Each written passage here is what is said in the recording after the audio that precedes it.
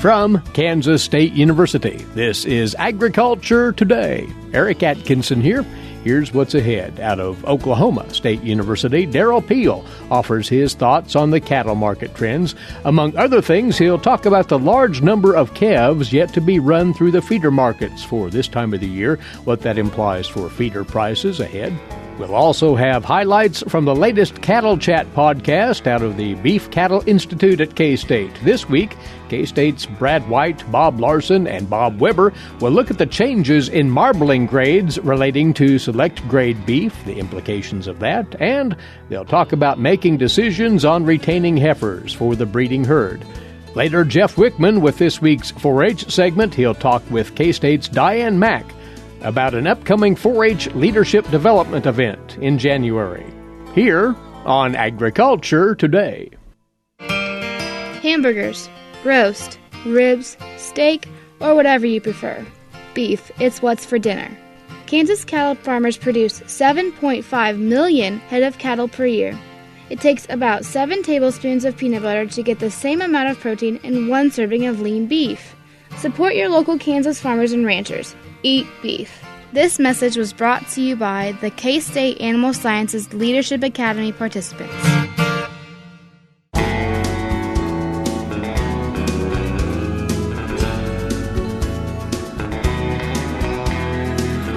This is the K-State Radio Network, and thanks once more for joining us for Agriculture Today.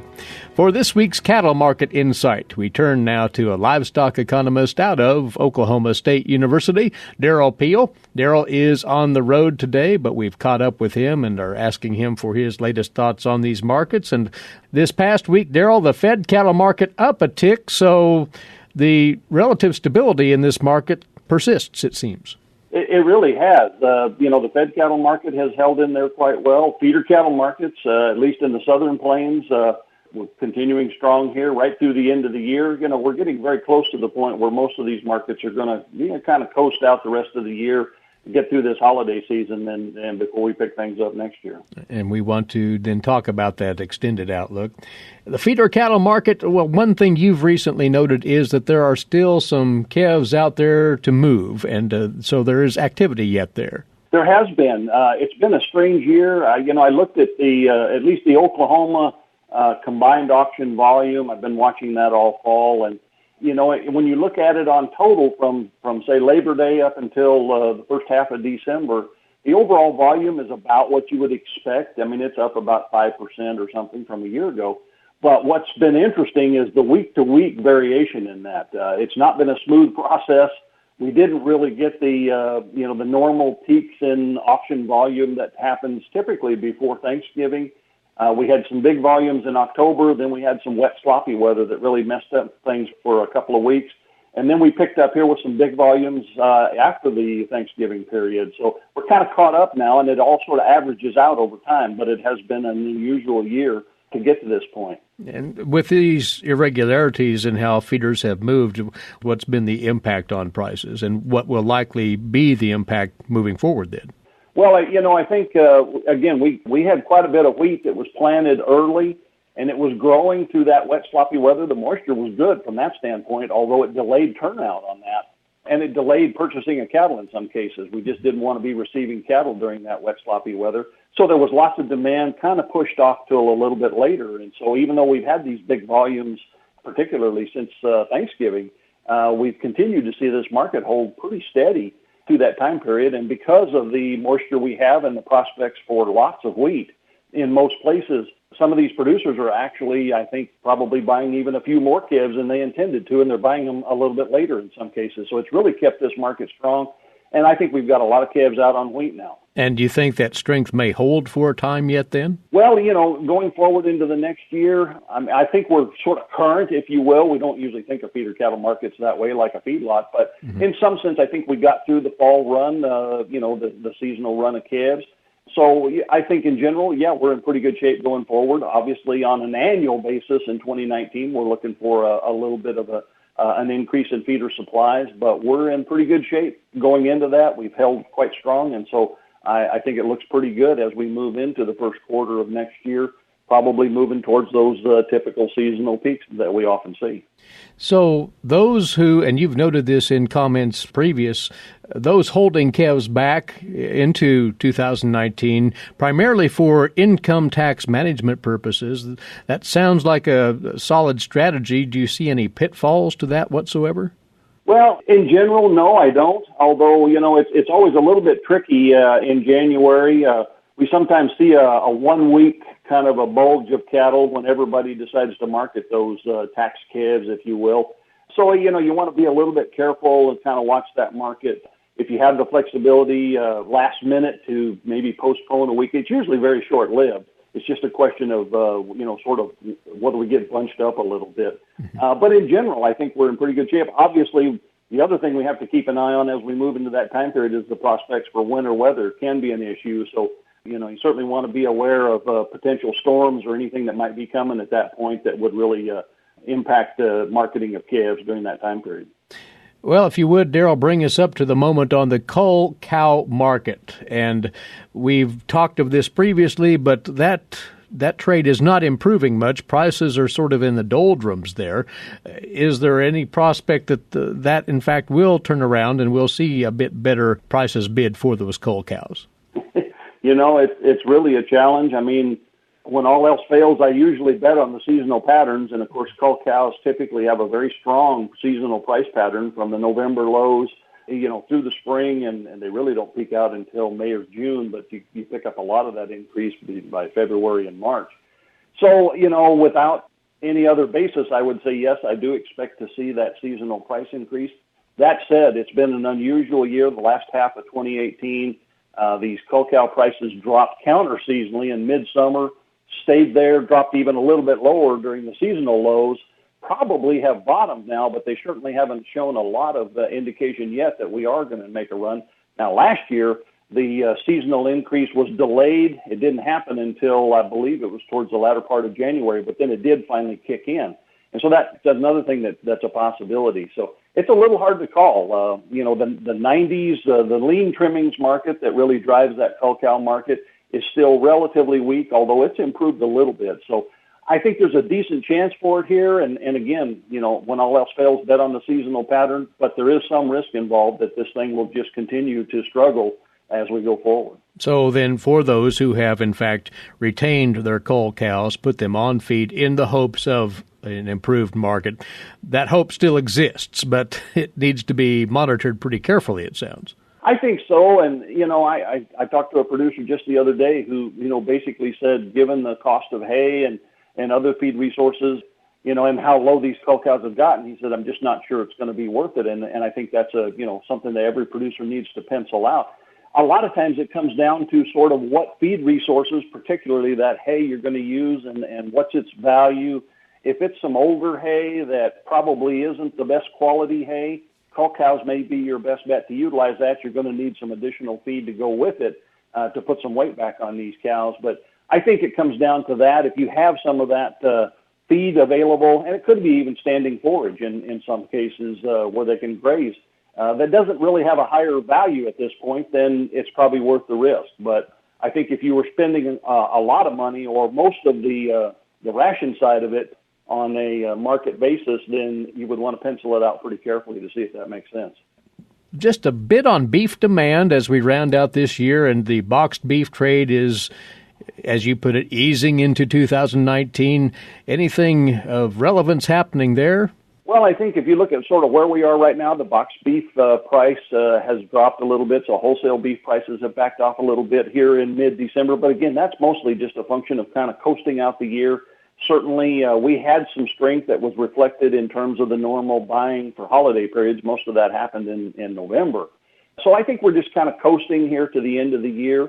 Still in pretty good shape. I don't see any major weakness there. We're just slipping a little bit because there's just not as much activity in the market now until we get through the holidays, see how we used up supplies we previously priced, and then we'll pick this thing back up about the second week of January. So from that standpoint, it looks pretty good. If you look at the latest retail beef prices, they've held really well. Again, I continue, frankly, to be somewhat pleasantly surprised at how well retail beef prices are holding up relative to pork and poultry. given the fact that all of those meats are increased in supply and production, and there's lots of choices out there, beef continues to enjoy pretty strong demand from the standpoint of those retail prices. Well, 2019 is in sight. So as you look broadly at the new year ahead, the supply and demand sides, is there reason for optimism there for our cattle producers? Well, I guess it kind of depends on how you want to look at it. I see 2019 at this point in time as kind of more of the same. So I guess a producer can decide whether that's good or bad. I think in general it's not too bad. I've described 2018 mostly as a case of so far so good, and that continues here at the end of the year and as we look ahead to next year. I think 2019 will once again be like 2018 in the sense that we will see a modest increase in meat supplies and beef production in particular, not as much as we had in 2018, so a little less of that pressure. But the key is going to be demand, as it has been now for most of the last 2 years. As long as demand continues, both domestic and international components, as strong as it has been the last couple of years, then I think we move forward holding these prices on average, kind of across the board, cattle and beef prices relatively steady, and we work our way through the remaining increases in production. And I've been telling producers, basically, I wouldn't change your plans, at all. Whatever you've kind of got in mind, I think most producers are kind of in that sort of station-keeping mode. Mm-hmm. There may be a little bit of expansion in some places. There could even be a few people that are topping out here and pulling back slightly. We think herd numbers are probably going to be basically on a plateau in 2019, so we're not seeing a lot of net movement one way or the other there. Again, the key is just to watch that external market environment. We've got some threats, if you will, to the macroeconomy, some threats to economic growth in general, both at the U.S. level and globally. And so those could translate into some demand impacts, but they haven't yet, and we just need to monitor those going forward. And if anything starts to develop, then we need to think about what we would have to pull back a little bit. But otherwise, I think we continue with mostly more of the same. Very well. Derrell, thanks for taking time away from your other activities to visit with us this morning, and we will get together with you again in the new year, so happy holidays to you and yours. Yeah, happy holidays to you too. Derrell Peel, along with us with the cattle market commentary for this week. He is a livestock economist at Oklahoma State University. We'll return shortly with more on this Agriculture Today. What is radon? Home exposure to radon gas is the leading cause of lung cancer death in the United States for non-smokers. In Kansas, 1 in 4 homes will test at or above the EPA action level. The Surgeon General recommends all homes be tested and fixed if necessary. Visit kansasradonprogram.org for more information. Test, fix, save a life.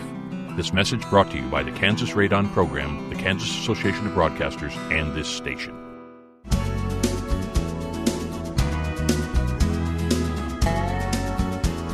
Coming your way next on Agriculture Today, another segment from the latest Cattle Chat podcast out of the Beef Cattle Institute here at Kansas State University. At the table this time, K-State veterinarians Bob Larson, Brad White, and cow-calf specialist Bob Weaber. Here's Brad to tell us what they'll be contemplating this time around. Today we're going to talk about a couple different topics. We're going to talk about the changes in marbling grades and what's happening with select beef. We'll also talk about how many heifers to save as we think about our weaned calves this year. An interesting article came out, put out by the Red Angus Association, and the title was Phasing Out Select Beef. And what they talked about was how the amount of select beef has been decreasing over time as we see more choice beef. One of the things that they speculated was it's being intentionally phased out for the right reasons because consumer preferences, consumers price, like the price choice differences. Yeah. But they theorized by 2025 it could be as small as 5% of the beef supplies. And are you guys buying that? Are they saying it'll just become like a no roll at that point? Yeah, it'll be so small as to be insignificant. You think it's going to go that low? Man, I would have said if you'd asked me that 10 years ago, I would have said no. That I thought select beef had a pretty significant place, and actually I would have said that there was a certain segment of consumers that really liked that. But I would agree that has changed a lot in 10 years. Yep.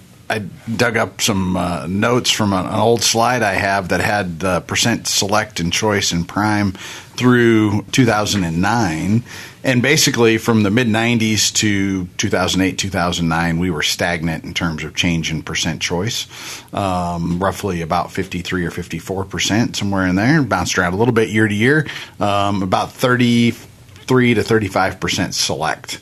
And so that number's been going down dramatically. And if you think back to that time frame, so 10 years ago, 10 to 15 years ago, I mean, there were some market segments that were actually targeting select beef. In the grocery store, in the meat case, they were promoting that select carcass. And, it looked leaner. It is leaner. Yep. And that's why I would have said that it's going to have a place in the market for a long time.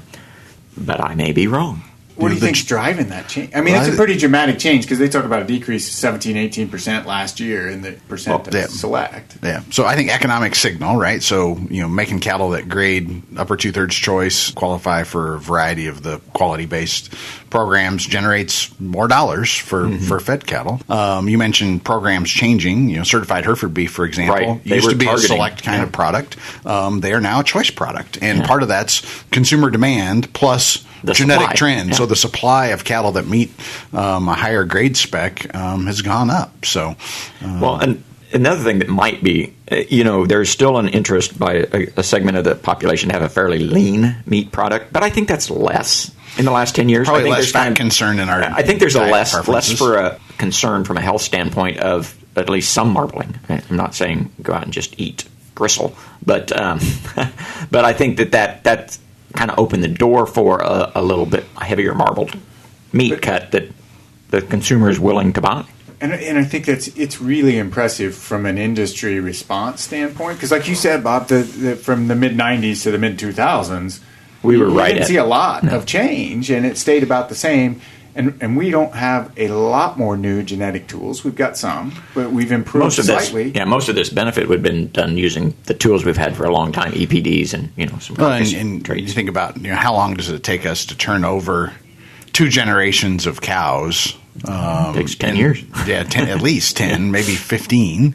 So, we've had improvements. So in progress for a while to get... Right. We had to feed in lots of improved genetics over time to get enough of the cows rolled over and selection applied. There's a fair number of commercial producers that go out and seek bulls that have better marbling potential, no doubt. But there's lots of them that didn't. Right. And so they were inheriting the genetic trend from their seed stock vendor. Exactly. And it took it took a while to get enough difference in marbling potential built into both seed stock herds and then by gene flow into the commercial herds to actually achieve that. And so it's a long term. We don't see that on the commercial herds. If you're selling your calves at weaning or even after a backgrounding phase, you don't see that marbling potential at that stage. And you don't really get paid for it either. And you don't get paid for it. So see if that trend continues. It'll be really interesting because, again, something else could change that we're not foreseeing. They could bring back, a demand for some more select carcasses.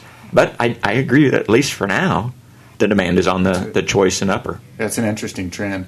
The other thing that we wanted to talk about today a little bit, because this is a question and it pops up relatively frequently, especially this time of year, how many heifers should I save? So how do you guys, when you get that question, how do you respond to it? Well, I would start with a few questions. One is, how many open cows do you have, and what is your strategy for heifer replacement? So we've got to replace the cows that are leaving the herd. So open cows that are culled for other reasons. We're going to have to. So that's the beginning. Let's say I've just got a couple. I mean, I've got 5% open cows. Yeah. Probably going to still cull a little bit deeper than that. I think there's some more voluntary culling. You go down another 5% or so. So I think but they're pregnant. You'd start with, not all of those are, because you're saying like a 5% open. But then I've lost a few cows. So those cows that didn't bring me a calf, they might be on the culling block. Some cows that have, a bad udder or bad eyes. So there's going to be another handful. Yep. There's going to be another couple of hands. Did you say bad attitude? Yeah. So it's a good reason. So I think you're probably going to talk about at least 10% as a starting place. Then the question becomes, because the national average is closer to 15, and some herds are more like 20. But for a commercial herd, I think you want to keep that number relatively low, because of the increased productivity of mature cows versus replacement heifers. So I'd like to keep it closer to that 10 to 15 and not 15 to 20. So that's one question, is how many replacements do I need? But then the other question is, so how am I going to develop these heifers? So if I shoot for a high target weight, like 60% of their mature body weight, 60 to 65% of their mature body weight, I can get a lot of those heifers to cycle, become pregnant early in the breeding season, particularly if they're old enough. And so if I need 10% replacements, I'm going to go 15 to 20%.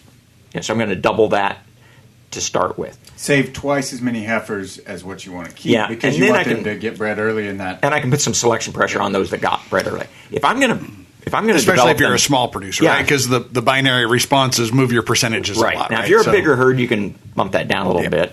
And then the other side of it is, but there's a lot of producers that want to put some selection pressure on frame size and age at puberty. So they're going to actually not shoot for 60 to 65% of mature weight. They're going to shoot for 55% of their mature weight. And when you do that, you're going to have fewer of them get pregnant. So then I'm probably for sure going to say double. Yeah. So I want to go back to the number of heifers to save, and I want to get Bob Weber's response as we go through, because some of the things you threw out, 10%, 15%, 20%. So with those different levels and what we see. So in a 100 cow herd, you're talking 10, 15, or 20 replacement heifers to bring in as pregnant replacement heifers. But those percents, if that's my culling percent / replacement percent, if I'm going for a static herd size, if I have to replace 10% every year, that means cows are staying in my herd about 10 years. That's true. If it's 15%, they're staying in my herd about 7 years. If it's 20%, they're staying in my herd about 5 years. So if that is my culling rate, it drastically changes based on how long those cows are staying in my herd. So from a commercial standpoint, I want my cows in the herd a long time, but that may not be the same thing that a purebred producer is looking for. Right, and I think, Bob, your numbers are right. And Brad, the older you are able to maintain cows, obviously the fewer replacements you have. And so things that contribute to that are, good nutrition and management programs, crossbred cows last long, all those things help extend the longevity of commercial beef cows. One of the things that you didn't hit on was keeping mature cows increases productivity, right? Because they wean heavier calves, but we also forego the cost of building a replacement heifer, which will sort of bug your eyes out when you figure out how much they actually cost to produce. From weaning until their second calf's a lot of money. I'd rather have a mature cow that got pregnant again than to have to replace her with a replacement heifer. Yep, absolutely. It's not atypical in seed stock programs to see a 20 to 25% replacement rate, because we got two things going on. You got all the typical sort of culling stuff, right? And maybe a little more aggressive, because we don't want to pass on, bad feet or udders or teeth, eyes, attitudes, all those things. But we're also trying to turn over the generations a little bit to accelerate genetic response to selection. So generation intervals, the limiting step in that process. So being more aggressive, there's a fair number of seed stock producers that will sell all their 5-year-old cows on an annual basis, keep the herd young, so that they can't realize that genetic improvement. And I think that is one of the big differences between a commercial herd and a purebred herd. A commercial herd is really trying to keep their average cow age pretty high. Yep. And a purebred herd wants it to be pretty young, because that means that they're bringing in new genetics and supposedly better genetics quicker. So just to kind of summarize that, you're saying, Bob, commercial herd 10 to 15%, depends on your culling rate, depends on, and assuming you want to maintain a static herd size. And then in the purebred side or seed stock, we might be in that 20-25% where I've got half my herd that is pretty young, 2 and 3 year old. As you go forward, because of the genetic turnover. I think it's important to have a strategy as you go forward. Make sure that it fits your herd as you're raising those heifers. And we've talked some about raising replacement heifers. We'll touch on that a little bit more in future episodes.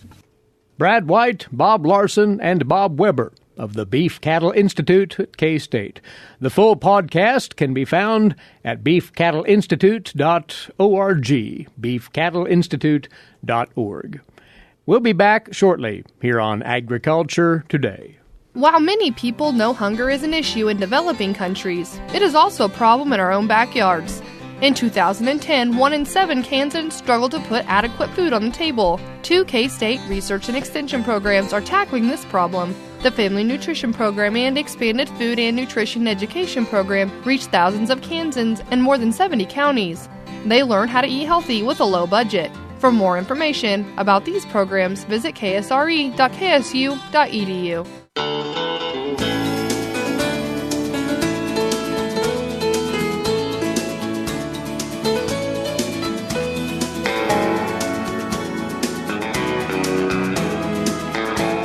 Agriculture Today returns now here on the K-State Radio Network. Eric Atkinson with you. Over to today's agricultural news headlines for you now, courtesy in part of DTN. USDA Secretary Sonny Perdue has announced a $600 million pilot project to build broadband infrastructure in rural America. Telecommunications companies, rural electric cooperatives and utilities, internet service providers, and municipalities may apply now for funding through the USDA's new Reconnect program, as it's called. The Rural Utilities Service Assistant Administrator for Telecommunications Policy in the USDA, Chad Parker, explained that the USDA will make available approximately $200 million in grants with applications due to the USDA by April the 29th, as well as $200 million for loan and grant combinations, applications for those due May the 29th, also $200 million for low-interest loans, those applications due by June the 28th. Now, the projects funded through this initiative must serve communities with fewer than 20,000 people with no broadband service or where service is slower than 10 megabits per second download and 1 megabit per second upload, according to Parker. Approved projects must create access speeds of at least 25 megabits per second upload and 3 megabits per second download, he says. Priority will be awarded for projects that propose to deliver higher capacity connections to rural homes, businesses, and farms. The evaluation criteria include connecting agricultural production and marketing, e-commerce, health care, and education facilities. Perdue also noted that the program would be helpful to precision agriculture, which he said may be more important to increasing agricultural productivity than changes to genetics in recent decades. Previous research by the USDA has demonstrated that high-capacity broadband is critical to all aspects of rural prosperity, including the ability to grow and attract businesses, retain and develop talent, and maintain rural quality of life, according to the USDA. To help customers with the application process, the USDA is holding a series of online webinars and regional in-person workshops. The full list of upcoming public webinars and workshops can be found at the Reconnect Program's resource portal. That's at reconnect.usda.gov. Some of the bigger changes in the global wheat balance sheet took place in Russia, according to the latest USDA analysis. Here's more from the USDA's Stephanie Ho.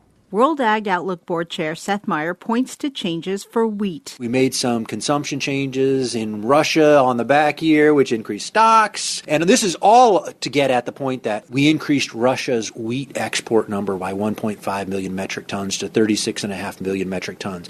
Now, we got beaten up earlier in the year for having 35 million metric tons. Folks thought we were way too high, but the Russians have been exporting like crazy. And this affects the U.S. wheat balance sheet. For us, this is part of the story when we look at the U.S. balance sheet about reducing our own wheat exports because we're getting that competition from Russia. And where's the trade competition occurring? They have been exporting a tremendous amount and competing with us in what we kind of consider our traditional markets in this hemisphere, in Central and Latin America. They're always going to be a bit price competitive because of transport to places like North Africa, okay? But in this hemisphere, we should be competitive. This is Stephanie Ho for the U.S. Department of Agriculture in Washington, D.C. In other headlines today, the USDA has imposed a $50,000 civil penalty against JBS USA, also known as Swift Beef, and has required restitution to producers after JBS plant in Grand Island, Nebraska, did not accurately track weights, grades, and prices for cattle carcasses on accounts to sellers earlier this year. The Agricultural Marketing Service conducted an investigation into allegations that JBS was not tracking the identity of carcasses purchased on a hot weight basis to ensure proper payment to sellers at the Grand Island operation. From December the 14th of last year until March the 31st of this year, JBS Swift failed to accurately record weights, grades, and prices used to settle prices with producers, according to the AMS. The USDA did state that JBS Swift immediately took corrective action once the company was notified of the violations and made improvements to its carcass tracking and computer software. And Argentina has now sent beef to the U.S. for the first time in 17 years. A 0.5 metric ton consignment of ribeye was sent last week to Miami by Swift Argentina, a division of JBS. News of the shipment comes 2 weeks from news that the USDA declared Argentina as eligible to resume shipments of raw beef. After a meeting with Swift executives, Argentine Agriculture Secretary Luis Miguel Echeverri said it was enormously satisfying that exports were getting underway so soon after being approved. He hailed the fact that consignment was made up of high-value cuts while praising the private sector there for quickly investing in response to political breakthroughs. Next up for you on Agriculture Today, this week's edition of Tree Tales. Awaiting with that K-State forester, Bob Atkinson. Bob? Christmas is coming early for farmers and ranchers interested in financial assistance to plant trees or manage woodlands or windbreaks. Sign up for EQIP, known as the Environmental Quality Incentives Program, has a deadline of December 21st for 2019 funding. Applications are being taken at all USDA service centers across Kansas. Once an application has been made, Kansas Forest Service district foresters are available to help farmers and ranchers with projects they may have in mind by visiting over the phone and also making personal visits. Foresters prepare plans at no cost to help get projects on the ground. Some examples of potential financial assistance include up to $217 per acre to thin out less desirable trees from woodlands and release good quality oak and walnut, or $875 per acre to plant trees adjacent to streams and rivers, or $1.72 per foot to renovate windbreaks and 72 cents to replant them with irrigation associated. It is important to remember that NRCS accepts conservation program applications year-round. However, applications for 2019 funding must be received by December 21st. Financial assistance is provided because there are public benefits associated with good woodland and windbreak management. Among these include soil health, soil conservation, water quality, wildlife habitat, recreation, carbon storage, and forest products. This is Bob Atkinson with the Kansas Forest Service, encouraging you to actively manage the woodlands and windbreaks of Kansas. You've been listening to another Tree Tale. Thanks, Bob. And, of course, touch base with your local NRCS office for more information on those EQIP sign-up opportunities. You're listening to Agriculture Today. Legal and financial concerns surround the day-to-day management of the agricultural industry. Producers, ag creditors, and USDA agencies rely on Kansas Agricultural Mediation Services. If you've received an adverse decision from the USDA or have an ag credit concern, call today 800-321-3276 or visit us online, Kansas Agricultural Mediation Services, exploring options, generating solutions.